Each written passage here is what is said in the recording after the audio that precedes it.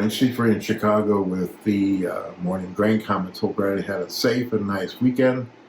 Thursday, CBOT will be closed for 4th of July, so we have a short week. I think the market is still trying to recover from Friday's trade when the USDA came out with what I thought was expected numbers, with higher stocks and higher corn acres.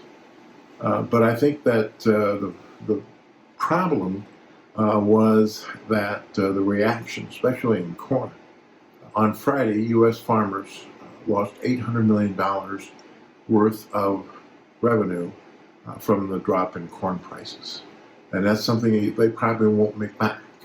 The stocks report showed that farmers owned majority of the corn stocks as of June 1.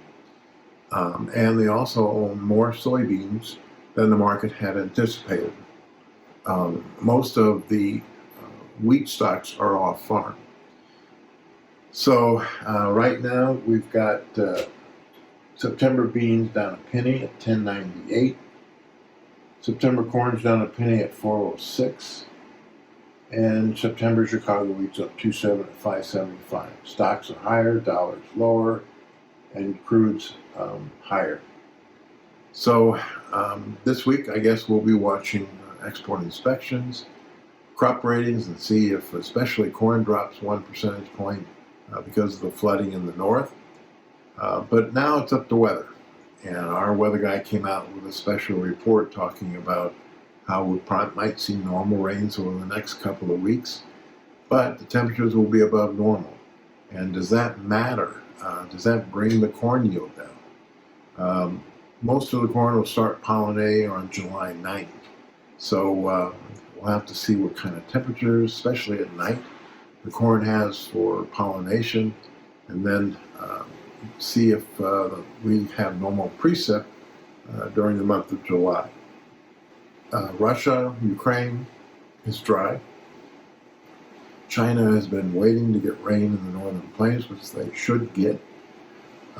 Canada, Australia, and South American crops are all off to a good start. Europe has been wet, and so we'll see how much crops we lose there. But some people think between Europe and the former Soviet Union, wheat production could be down 20 million tons from last year. We also see politics front and center with France elections starting to go a little bit further to the right.